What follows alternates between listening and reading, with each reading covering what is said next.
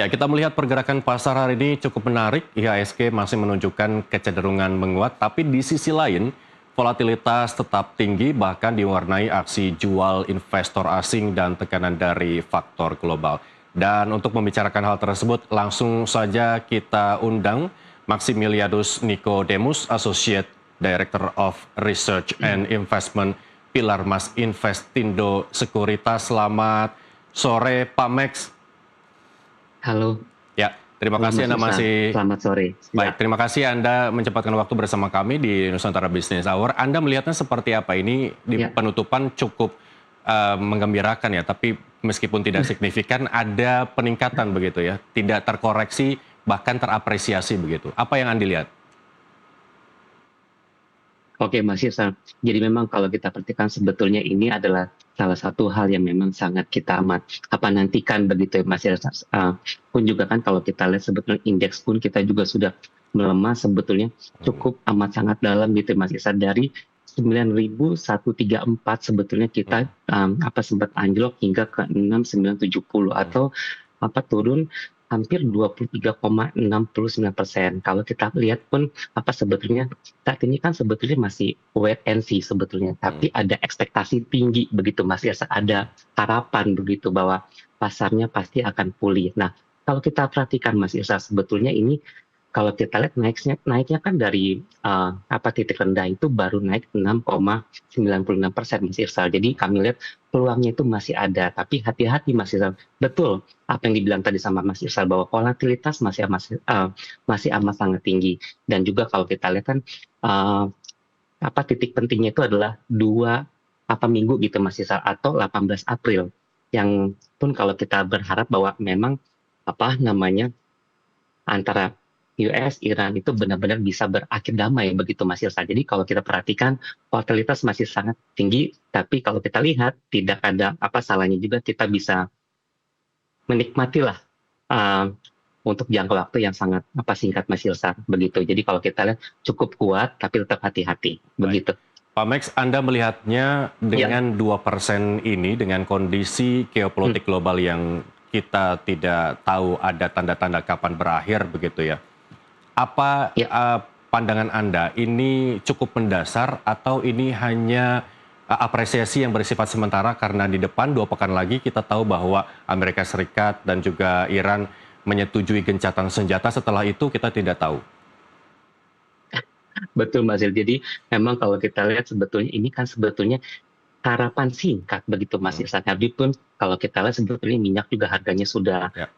mengalami yang namanya penurunan juga Mas Irsa. Jadi pun kalau kita lihat sebetulnya ekspektasinya tinggi tapi jangan sampai halusinasi begitu Mas Irsa. Jadi kalau kita lihat indeks kita masih punya peluang untuk bisa mengalami yang namanya upside begitu, dengan titik atas berada di 7590. Itu adalah salah satu harapan kami setidaknya untuk jangka waktu yang 1 sampai 2 minggu Mas Irsa. Jadi kalau kita sebetulnya saat ini juga cukup kuat, dan meskipun kalau kita lihat sebetulnya outflow-nya masih amat sangat tinggi Mas Irsa. Itu artinya apa? Saat ini pun kalau kita lihat sebetulnya pasar ini masih cenderung ragu Mas Irsa, mau masuk tapi takut gitu Mas Ya. Irsa. Jadi kalau kita lihat sebetulnya masih hati-hati, dan kalau kita lihat sebetulnya saat ini kalau kita lihat volumenya juga dapat kita katakan baik adanya Mas Irsa. Jadi udah mulai pulih, asalkan jangan sampai nanti senggol sama Trump lagi Mas Irsa. Kalau nggak besok koreksi lagi nanti. Ya. Begitu Mas Oke, Irsa. baik. Ini pemerintah Indonesia sangat berani membuat masyarakat Indonesia tenang, paling tidak sampai akhir Desember, dengan pernyataan Pak Purbaya menyatakan bahwa APBN kita cukup untuk tidak melakukan kontraksi harga yang menyusahkan masyarakat. Tapi kalau di dunia saham, menurut Anda, bagaimana pergerakan kemudian jangka pendek dan jangka kedepannya dengan perang Amerika Serikat dan Iran yang mungkin saja bisa pecah begitu ya? Baik Mas, jadi memang kalau kita lihat saat ini kan ini yang membuat indeks kita juga cukup anjloknya cukup dalam begitu Mas Irsal. Apalagi kalau kita lihat sejak awal tahun kita itu mulai dari MSCI, Moody's sama Fitch juga itu juga kita mendapatkan tekanan yang amat sangat besar sebetulnya Mas Irsal. Apalagi kalau kita sebetulnya balik lagi, poin utamanya adalah kebijakan fiskal kita yang dianggap mengkhawatirkan sebetulnya. Jadi memang kalau kita lihat sebetulnya program-program populis ini kan sebetulnya baik adanya, tapi kalau kita lihat seakan-akan seperti dipaksakan. Ini yang kalau kita lihat sebetulnya khususnya dari sisi asing itu cukup khawatir begitu Mas Yasa. Jadi kalau kita lihat plus belum satu dan dua itu tadi usai, kita masih harus dihadapkan dengan adanya perang. Kalau kita lihat sebetulnya memang indeks ini juga sudah mengalami kenaikan yang cukup tinggi Mas Irsal sebetulnya. Apalagi kalau kita lihat dari harga 9.107 tadi, kalau kita lihat turunnya juga cukup dalam dan tidak main-main. Nah, kalau kita lihat sebetulnya kemarin volatilitasnya masih amat sangat tinggi dan itu memang benar adanya. Jadi kalau kita lihat hati-hati, pasar bisa saja manipulatif Mas Irsal. Begitu. Jadi kalau kita lihat tetap kalau misalkan melihat keadaannya begini, hit and run menjadi salah satu pilihan, Mas Irsa. Oke. Begitu.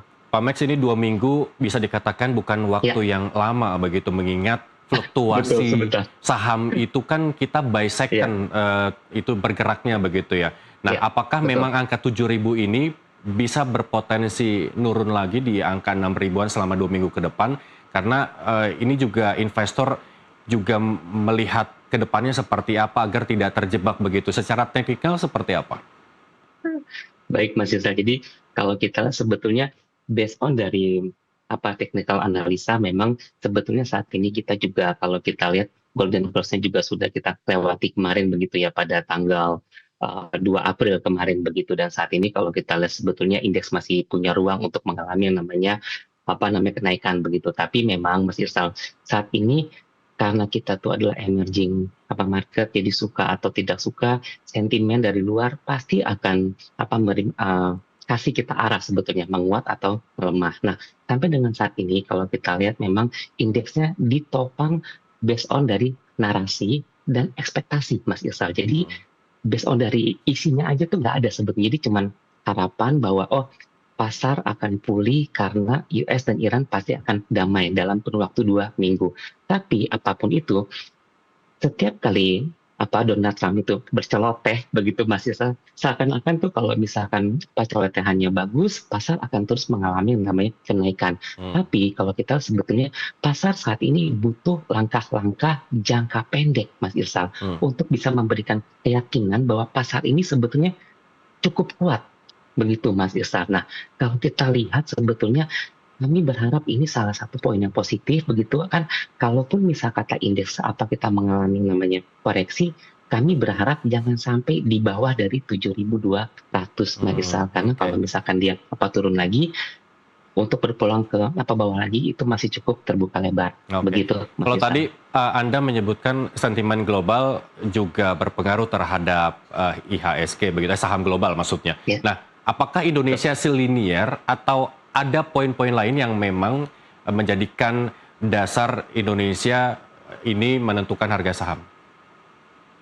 Baik Mas Il, jadi memang kalau kita ini juga emerging market Mas Il, jadi suka atau nggak suka, arahnya kita itu biasanya lebih banyak dominasi oleh info-info dari global, US khususnya, The Fed begitu Pak Rizal. Jadi memang kalau kita lihat sebetulnya tensi politik juga bisa kasih kita tekanan yang juga amat sangat besar Mas Irsal begitu. Jadi kalau kita lihat harapannya adalah bagaimana cara kita memperkuat fundamental ekonomi kita Mas Irsal, biar kalau misalkan kita menghadapi tekanan, kita mampu setidaknya koreksi tidak begitu dalam Mas Irsal. Karena kalau kita nggak punya bantalan, kasirnya itu boleh bilang ngelos aja nanti Mas Irsal. Jadi harapannya kita mampu memperbaiki fundamental kita, khususnya disiplin kebijakan fiskal yang memang selalu menjadi perhatian pelaku pasar dan investor asing sebetulnya Mas Irsal. Karena kalau kita lihat kan memang betul kita punya mimpi itu pertumbuhan ekonomi di 6%, 7% kita aminkan sama-sama.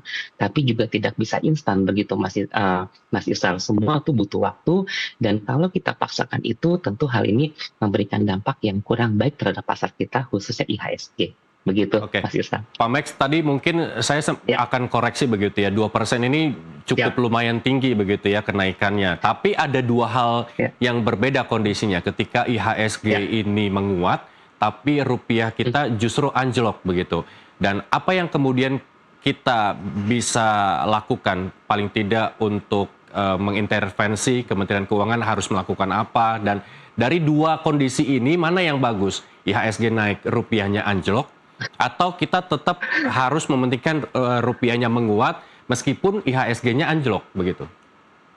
Waduh, ini jawabannya ngeri-ngeri, apa sedap begitu Mas Yus. Jadi, jadi memang kalau kita perhatikan sebetulnya sampai dengan saat ini indeks kita itu menguat memang cukup signifikan begitu Mas Yus. Tapi memang kalau kita lihat sebetulnya capital outflow-nya pun juga tidak main-main Mas Isal.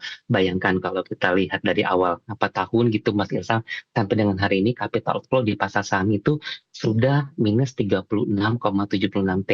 Tidak hanya di pasar saham, begitu pun juga dengan di pasar obligasi yang memang sampai dengan saat ini mendorong imbal hasil sun kita mengalami kenaikan Mbak Sisa. Tentu ini menjadi salah satu perhatian bahwa rupiah pasti akan mengalami yang namanya pelemahan.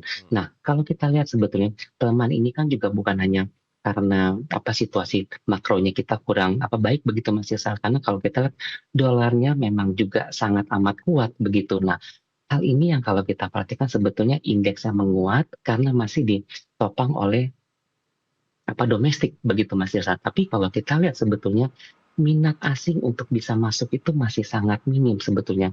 Mereka butuh alasan yang jauh lebih besar untuk bisa masuk dan berinvestasi kembali. Nah, kalau kita lihat alasan itu belum ada. Jadi kalau kita lihat rupiah kami masih meyakini masih akan lemah dan mungkin akan bermain di 16.900 hingga 17.050. Nah, itu untuk jangka waktu pendek. Harapannya apa? Harapannya kalau misalkan perang usai, pasarnya bisa pulih, setidak-tidaknya rupiah kita bisa bermain di 16.750 sampai dengan 17.000. Begitu, Mas Oke, Isal. ikut campur pemerintahnya seperti apa sehingga paling tidak anjloknya tidak berlangsung lebih lama begitu? Karena targetnya pertumbuhan ekonomi cukup besar nih begitu. Kalau menurut Anda juga Cukup realistis besar. tidak begitu? Baik, Mas Il. Jadi kalau kita sebetulnya dari sisi fiskal, kita cukup untuk menunjukkan bahwa kita itu mampu memperbaiki dari sisi kebijakan fiskal kita, bahwa kita ini prudent atau berhati-hati begitu, Mas Ilsan. Karena kalau kita lihat kan sebetulnya segalanya dilakukan untuk menopang program-program populis kan begitu, Mas Ilsal. Duitnya ada nggak ada, gas terus aja pokoknya kan begitu. Nah, tentu jadi tentu ini yang menjadi salah satu perhatian karena utang pun kita pasti akan mengalami namanya kenaikan. Tapi satu sisi kami juga melihat gitu Mas ya, bahwa kalau Bank BI terus-menerus melakukan intervensi, pasti tadifnya kita juga pasti akan dampaknya juga kurang baik begitu Mas Irsal. Jadi kalau kita perhatikan kami yakin begitu ya bahwa kebijakan fiskal kita, moneter kita pasti akan memberikan penopang begitu setidaknya bagi rupiah kita, karena sampai dengan saat ini kita dari sisi ekspor komoditas juga masih cukup baik adanya dan kami harapkan itu masih kuat begitu. Tapi juga kita harus lihat juga bahwa kita masih mengandalkan impor juga. Jadi kalau misalkan sampai pelemahan rupiah ini cukup tinggi, kami cukup khawatir sebetulnya bahwa nilai impor kita pasti akan mengalami namanya kenaikan. Begitu, Oke. Mas Isal. Biarkan Pak Purbaya dengan kebijakan fiskalnya untuk mempertahankan Betul. anggaran kita tercukupi begitu ya, asalkan tidak Iya. ngutang lagi Pak Max begitu ya. Tapi kalau menurut Anda Iya. sebagai bahan referensi Pak Purbaya melakukan langkah kebijakan ke depan, bagaimana kemudian Anda memprediksi IHSG ke depan dan rupiah ke depan? Paling tidak sampai 2 minggu ke depan tenggat terakhir gencatan senjata antara Amerika Serikat dan juga Iran. Baik, Mas Yesa. Kami sebetulnya sampai dengan saat ini kan kalau kita perhatikan sebetulnya tekanan yang paling besar itu datang dari si Fitch dan Moody's begitu, karena pada akhirnya kenapa mereka mengubah prospek kita dari yang stabil menjadi kurang begitu ya. Negatif outlook. Nah, tentu ini menjadi salah satu perhatian karena Moody's dan Fitch pun mengatakan hal yang sama. Mereka khawatir terhadap program-program kita yang justru membahayakan stabilitas makroekonomi kita. Nah, tentu ini menjadi salah satu kata kunci gitu, bahwa itu bukan saya yang mengatakan, tapi itu Moody's dan Fitch juga yang mengatakan seperti itu. Jadi fokus utamanya adalah satu, mungkin lebih berhati-hati dalam menjalankan kebijakan fiskal, itu nomor satu. Nomor yang kedua, kita juga mesti harus perhatikan juga transformasi dari sisi pasar modal, khususnya MSCI, karena kan suka atau enggak suka MSCI itu selalu menjadi benchmark bagi asing untuk bisa masuk ke tempat kita. Itu yang kedua. Dan harapannya adalah kita mampu memperkuat fundamental ekonomi kita supaya ketika kita menghadapi tekanan, kita mampu punya bantalan untuk bertahan. Setidaknya itu, Mas Yesa. Baik, terima kasih Maximilianus Nicodemus, Associate Director of Research and Investment Pilar Mas Investindo Sekuritas sudah bergabung bersama kami. Terima kasih Pak Max, kita bertemu dalam lain kesempatan. Terima kasih, Mas Yesa. Terima kasih banyak. Ya.